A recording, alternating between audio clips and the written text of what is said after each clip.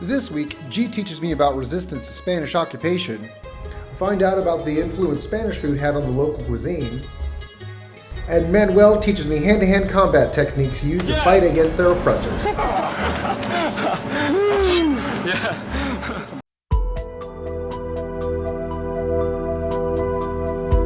But you had the wealth. What they were doing was their sons would all be sent to Europe to study. Very similar to Juan Luna that we learned about, right?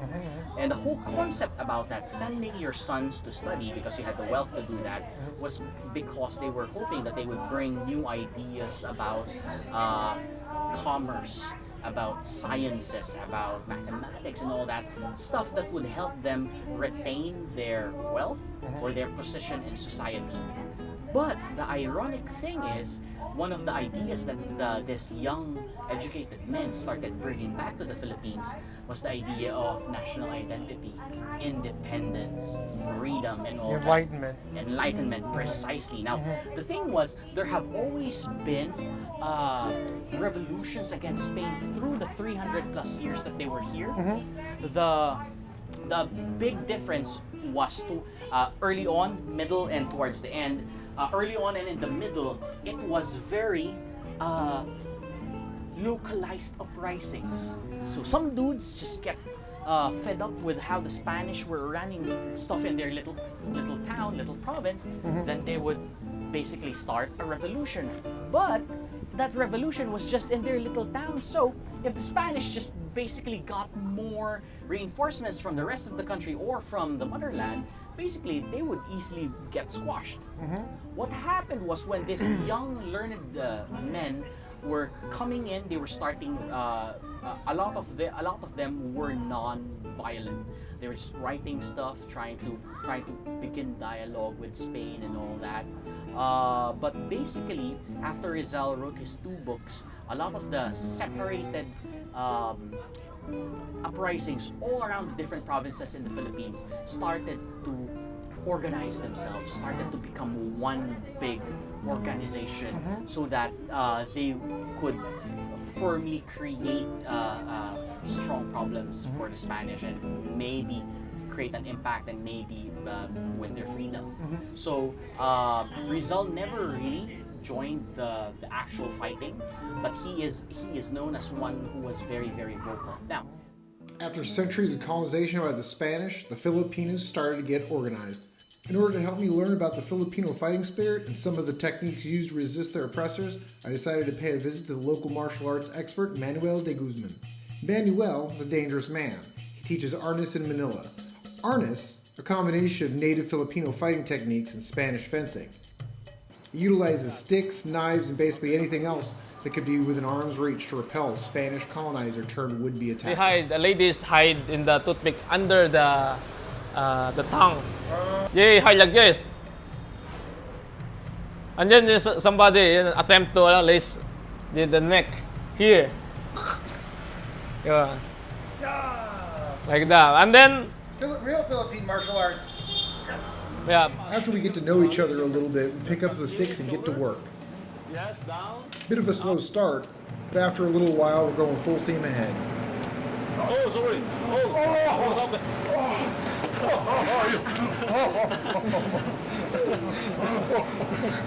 You killed me with my own blade. How do you say? Damn you! Bad word. Bad word? I can't learn a bad word? Putangin mo. Putangin mo! Putangin mo. Here. Boom. Nice. Good. Yeah. Boom. Here. Boom. Here. Boom. Boom. Boom. Here. Hey. Hoop. Dead again. Okay. To cap things off, Manuel made sure to teach me the traditional bow used by warriors on the island. And Pugay to the Grandmasters and Great Creator. Here. And Pugay. Boom. Okay. All right. Thank you very much. Yeah. All right, cool. After warming up with the sticks, we decided to enjoy a couple of local dishes. A little bit, just a little bit. Handsome boy. You know how to speak a little bit in Filipino? Do I know? Do you want to teach me a little bit? Isa Isa? means one. One. It's the loneliest number. Alright, how do you say cheers in Tagalog? Tagay. Tagay! Yeah. Tagay. I like the one we were doing the ball. What does ball mean? Po means to respect. Respect, so like ball, and then we can Yes. like. Opo. We Yeah. gotta do like a. What did you say? Was this one? Tagalog? Tagay. Tagay! Po. Ball! Yes. Okay, let's do Tagay that one. po. Tagay! Ball! Yeah. Tagay po. Yes. The eskrima came from the roots of the Spanish when the time of the Magellan. Okay. Yes. And after 50 years, Miguel Lopez de Legazpi came here in the Philippines to conquer by the Christianity. The Philippines also, took the martial arts or eskrima. It's learning from the escrimadores of Miguel Lopez de Legazpi. Okay. Oh man. So. Yeah, I mean. Yeah. I think you.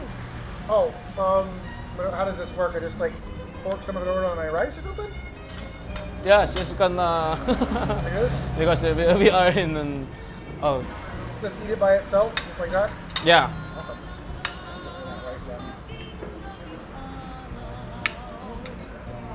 What's the taste? Thank you so much. This is a kare-kare. Kare kare? Oh, it's curry. Yeah. No. No, not curry. Kare-kare. But is it, I mean, is that Beef. just the name of it or is it curry? Ooh, hot. Yeah. Tastes like Southeast Asia.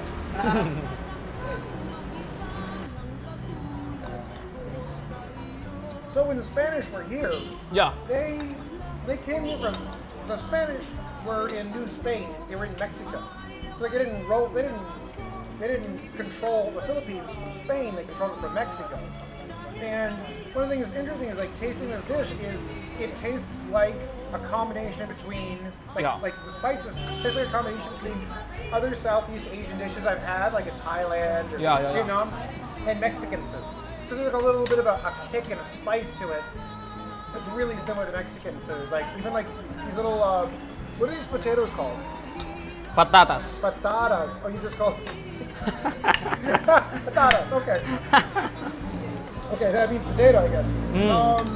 But it tastes.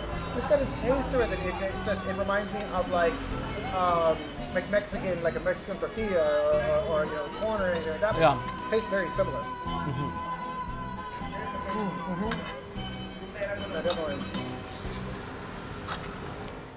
Learning the sticks was a lot of fun, but now it's time for what I was really looking forward to, the knife techniques. Arm, you just cut.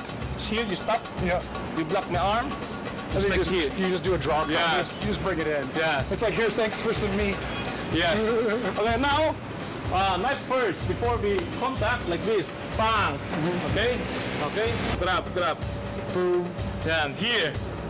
Okay, and you're gonna boom. Yeah. Here. Yes. Bang. Here. Here. Boom. Oh. Boom. Oh. Yeah. Cha. All right. Then I go incorporate the black chicken counter. Okay. All right. Like this. Okay. Black. Check. Counter. Boom. Yes. All right. Here. Yes. Okay. Boom.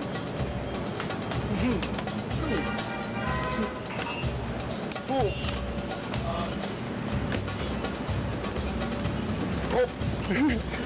Here. Elbow.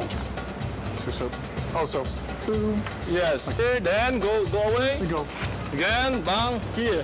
Hold, here, bang. If the fight's still going after that, then you're like a zombie. This knife ain't gonna do it anymore. that happens, and you're like still fighting. I'm like, whoa, holy, it's like a vampire or a zombie or some shit. Yeah. No. Here, bang. Yes. Going there. Up there, bang. Going there, bang. Bang. Hook. Hip. Yes. Yeah.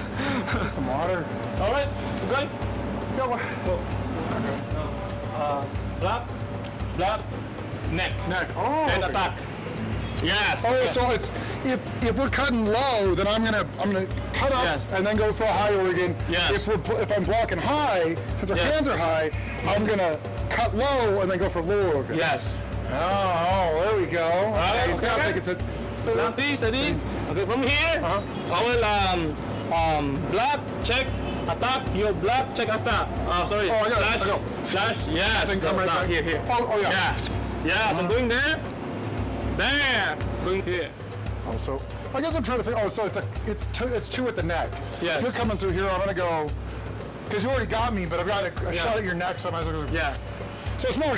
So that one's funny because it's not really a block. It's I'm getting my tendons cut, and if I can still hold on to the blade, it's like the throat's right there. So I'm just gonna Yeah. and then try to pop a couple quick ones and get a fatal blow since he's already got like I'm gonna bleed out and probably a shot like anything that gets cut through here, you're gonna pass out from blood loss in probably 30 seconds, right? Yeah.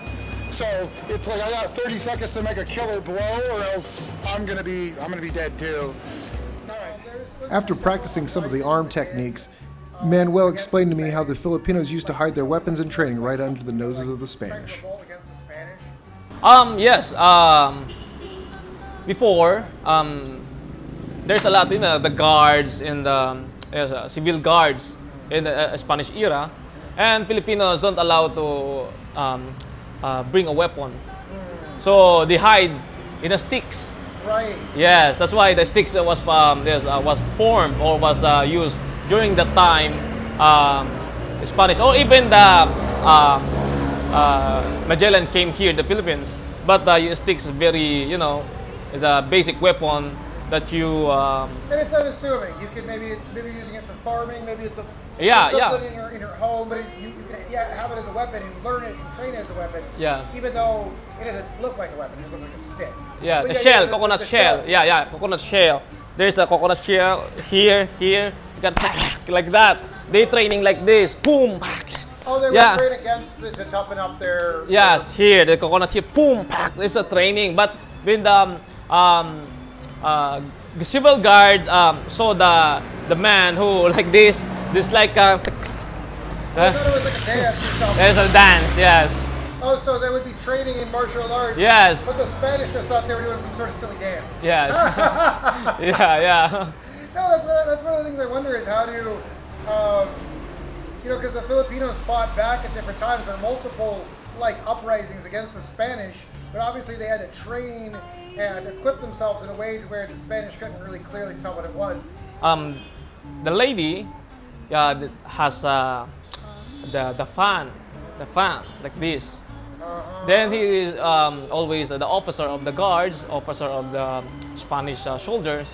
Always, oh come lady. There's a sword or there's the dagger inside the fan. We call that abanico or we call that a singkil. Singkil. Then after that singkil, boom, like that. Stop always bang. Oh. Yeah. Take that, Spain. Yes. Conquisted this. Oh, tagay po. Mali po. To killing conquistadors. Yeah. The Spanish influenced food was amazing. But now G's going to show me some of the rural cuisine.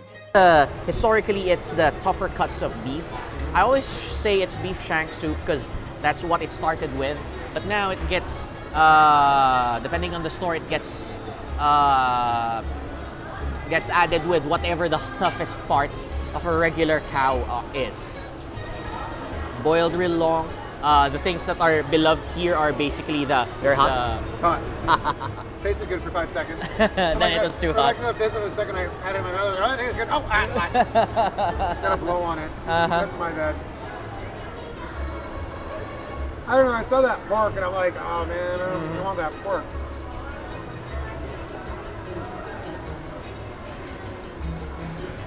No, it's good. This one comes from very, very far north. I just use my hands. Oh right? yeah. This is how, I don't know if you've ever tried that, but that's an example of sweet liver gravy. Are any of these hot? No, except for Vinegar? vinegar. And then this is, you probably won't like this. This is the shrimp paste. Yeah, I'll save that for last. Try that. Mabudi! Masarap. Masarat! Was there a lot of pork before the Spanish? Like that was like a common thing here. The way we raise pork is probably something that comes from that way back in the past, that sort of tradition. In my tribe, which is the Ifugao tribe, when someone dies, you basically mourn by throwing a party. And it's not like the Irish, you get drunk and you party and you remember the guy for during the day of the burial, right? In our tribe, you straight up feed anyone like a proper meal of rice and pork 3 times a day for the set number of days you mourn. That's a party? Yes, because people start bringing in alcohol. Oh, so there's drinking. Start drinking. Is there start revelry eating. or is it sad drinking? It's I mean, do people have fun? people have fun. Generally, they start sharing stories about the person. They start laughing. They start doing that. The only time that it's not a party is if it was negative form of death, like it's premature. But generally, if it's an old person death, they just reminisce about his great life. And it's actually to this day, before my grandfather died, he actually hated it because it kept a lot of families in debt. Imagine the whole family, all the kids, would be saving up for all the pigs that you had to slaughter when your parents die. And my grandfather was like, straight up, when I die, you do not mourn me. You just bury me after 24 hours. And basically, all my aunts and uncles, they had a comfortable middle class life. So they mourned him for 7 days. So the thing about this location is, during Spanish times, this whole beautiful People's Park was basically the execution grounds for everyone who was fucking with the Spanish. Oh man, yeah, you guys really turned that around. Talk about turning lemons into lemonade. Yeah. Like just to bring a little bit of positivity in ground that has been soaked with a lot of innocent blood. In the last 10 years, the government decided to just straight up clear it up. There's roving police and security. There's CCTVs everywhere, and now it's just a lovely family-friendly atmosphere. So Sundays, there's usually like this.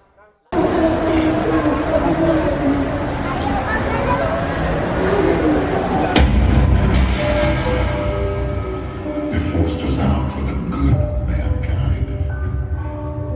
But this is how far gone. There is one thing. From executions to b-boy dance battles, Rizal Park is just a microcosm for the Filipinos' ability to overcome adversity and create something positive. The people of the Philippines never stop surprising with their energy, optimism, and hunger to do more. I found the little bit of the culture I was able to explore to be bursting with a life and richness that is all too easy to miss. To the unassuming tourist, the Philippines is just another cheap getaway and little more. The Philippine people are kind and humble, but underneath that smile is an aggressive desire to make life better for their families and their country. Next time you visit the Philippines, try digging a little deeper. Ask the locals about their culture. They might just surprise you.